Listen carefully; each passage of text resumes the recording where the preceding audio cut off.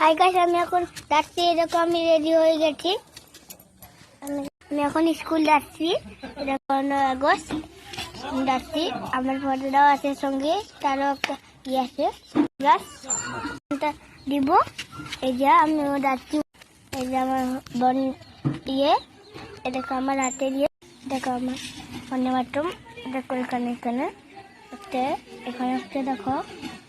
আমি এখন যাচ্ছি, স্কুলে যাচ্ছি।